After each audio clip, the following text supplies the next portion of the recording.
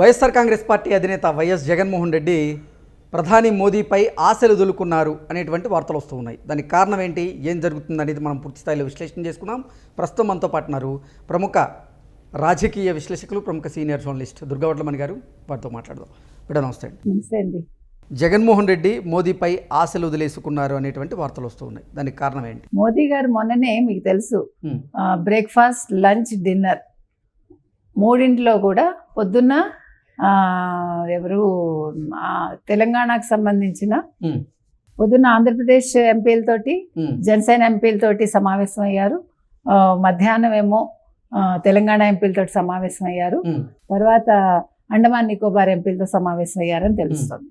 అయితే మరి డిన్నర్ టైంలో క్లాస్ పీకారా, మరి ఎప్పుడు పీకారో తెలియదు, కానీ మొత్తానికి తెలంగాణ ఎంపీలకైతే ఆయన క్లాస్ పీకడం జరిగింది.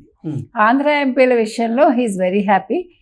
ఆంధ్రాకు సంబంధించిన బీజేపీ ఎంపీలతో ఏం చెప్పారంటే, మనం కూటమిలో ఉండడం చాలా మంచిదైంది, చంద్రబాబు నాయుడు ప్రభుత్వం దూసుకుని వెళ్ళిపోతోంది, అభివృద్ధి లక్ష్యంగా వాళ్ళు వెళ్తున్నారు, ఎన్నో పెట్టుబడులు వస్తున్నాయి, ఎన్నో కంపెనీలు ముందుకు వస్తున్నాయి, మనం భవిష్యత్తులో కూడా వాళ్ళతో కలిసే కొనసాగుదాము. కానీ మీరు వైసీపీని టార్గెట్ చేసుకుని వాళ్ళ సోషల్ మీడియా ఇస్తున్న కౌంటర్స్కి మీరు ధీటుగా సమాధానం ఎందుకు చెప్పట్లేదు, చెప్పండి అని చెప్పాడు. అంటే మీరు ఇంక మీదట జగన్ని టార్గెట్ చేసుకోండి అని మొట్టమొదటిసారి మోదీ నోటి వెంట వచ్చింది. ఇంతవరకు ఎప్పుడు మనకు తెలిసి మోదీ ఏ రోజు కూడా, అంటే ఈవెన్ ఎన్నికల ముందు ప్రచారంలో కూడా కూటమిలో ఉన్నప్పటికీ ఆయన ఏ రోజు జగన్ని విమర్శించిన పాపాన పోలేదు. ఇటీవలి కాలంలో ఆంధ్రప్రదేశ్కి వచ్చినప్పుడు కూడా ఆయన విమర్శలు గుప్పించలేదు. కానీ నిన్న మొట్టమొదటిసారి ఆయన ఈ రకంగా మాట్లాడటం అనేది, అంటే జగన్మోహన్ రెడ్డి తోటి వైసీపీ తోటి పూర్తిగా తెగతెంపులు చేసుకున్నారా, ఇప్పుడు వాస్తవాలు అర్థమవుతున్నాయా, కేసులన్నీ ఒక కొలిక్కి వస్తూ ఉంటే, అంటే మనకి తెలిసి ఇటీవలి కాలంలో జగన్ సిబిఐ కోర్టుకు అటెండ్ కావడం కావచ్చు, పరకామణి కేసులో ముందుకెళ్ళటం కావచ్చు, ఈవెన్ కల్తీ నెయ్యి విషయంలో కావచ్చు, లేదు మద్యం కుంభకోణంలో కావచ్చు, నిన్నను కొత్తగా వినిపించిన శాలువాది కావచ్చు, లేకపోతే ఏదో విగ్రహాల స్కామ్ అంటున్నారు, ఇంకా అది పూర్తిగా బయటికి రాలేదు.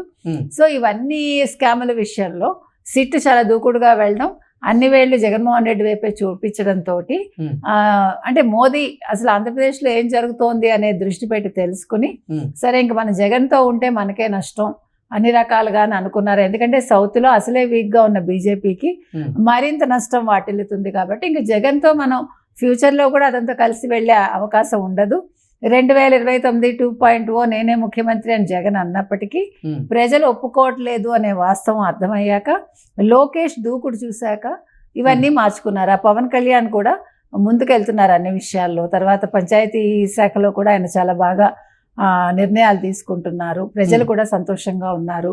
అంటే కూటమి ప్రభుత్వంలో ఆంధ్రప్రదేశ్ ప్రజలు అన్ని రకాలుగా ఆనందంగా ఉన్నారు కాబట్టి ఆయన వాస్తవాలు అర్థం చేసుకుని ఈ విషయాన్ని వాళ్ళ ఎంపీలకు చెప్పారా అనేది ఇప్పుడు జరుగుతున్న చర్చ. ఇందులో భాగంగా ఇవాళ జగన్మోహన్ రెడ్డి కూడా వాస్తవాలు అర్థమయ్యాయా అంటే, ఎందుకంటే మొన్నటి వరకు అసలు వాళ్ళు ఎప్పుడూ బీజేపీని ఏ రోజు విమర్శించలేదు, వైసీపీ ఇంతవరకు. గత 18 నెలలుగా తీసుకుంటే ఏ రోజు ఒక్కరోజు కూడా వాళ్ళు ఎంతసేపు తెలుగుదేశాన్ని టార్గెట్ చేసుకుంటారు, నెంబర్ 1. నెంబర్ 2, వాళ్ళు టార్గెట్ కొద్దిగా చేసుకుంటే పవన్ కళ్యాణ్ని ఇటీవల కాలంలో మధ్యలో కొంచెం మానేశారు, మీకు గుర్తుంటే మళ్ళీ టార్గెట్ చేస్తున్నారు. ఫస్ట్లో చేశారు, అది ఎలాగా చేశారు అనుకోండి. కాబట్టి బీజేపీని ఇంతవరకు అనలేదు, కానీ ఇప్పుడు మనం ఏం చేసినా, ఎలా ఉన్నా, మంచిగా ఉన్నా, ఎలా ఉన్నా కూడా మనకు కలిసి వచ్చేది లేదు, మన పని అయిపోయింది, బీజేపీ మనని పట్టించుకోదు, మోదీ మన వెంట లేరు అనేది జగన్కి నిన్నటితోటి పూర్తిగా అర్థమైందా అని వైసీపీ వాళ్ళు అంటున్నారు. బయట వినిపిస్తున్న మాట కూడా అదే. సో మొత్తం మీద ఇవాళ జగన్కి వాస్తవాలు అర్థమయ్యాయి. ఇప్పుడు ఇటు కుటుంబ పరంగా ఎవరు లేరు, తల్లిని దూరం చేసుకున్నాడు, చెల్లిని బయటికి పంపించేశాడు. ఇవాళ ఎవరు అంటే తనకి మంచి వాళ్ళు ఎవరు లేరు. ఇంకొక విషయం ఏమైందంటే, అంటే మోదీ నిర్ణయం తీసుకోవటానికి ఈరోజు వైసీపీలో ఉండే జగన్మోహన్ రెడ్డి చుట్టూ ఉండే వాళ్ళని చూసుకుంటే ప్రతి వాళ్ళు స్కాముల్లో ఇరుక్కున్నారు. ఒక విజయసాయి రెడ్డి ఒక్కడే ముందుగా తెలివిగా బయటికి వెళ్ళాడు. అసలు విజయసాయి రెడ్డిని బయటికి పంపించటమే జగన్మోహన్ రెడ్డి చేసుకున్న తెలివి తక్కువ పని. ఎందుకంటే తనకు ఆర్థికంగా భిక్ష పెట్టింది అతనే. ఆర్థికంగా డొల్ల కంపెనీలు పెట్టించి స్కామ్ చేయించి, అంటే క్విడ్ ప్రోకో ద్వారా అన్ని డబ్బులు తెప్పించింది అతనే. అలాంటి విజయసాయి రెడ్డిని సజ్జలు నమ్ముకుని బయటికి పంపించాడా? విజయసాయి రెడ్డి హస్తం కూడా ఇవాళ ఉందా ఈ విషయంలో? అంటే మోదీతోటి ఆయన కూడా అంటే బీజేపీలోకి వెళ్తానని అన్నాడు కదా. సో జగన్ని టార్గెట్గా చేసుకున్నాడా విజయసాయి రెడ్డి? ఇక్కడ ఇంతకాలం కూడా విజయసాయి రెడ్డి ఏ రోజు జగన్ పేరు బయట పెట్టలేదు. కానీ ఇప్పుడు ఇండైరెక్ట్గా పావులు కదుపుతున్నాడు అనేది కూడా అందరిలో కలుగుతున్న సందేహం.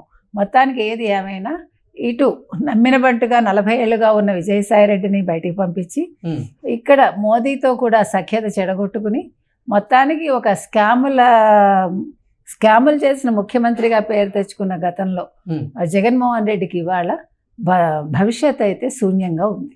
ఓకే అండి, థ్యాంక్ యూ సో మచ్.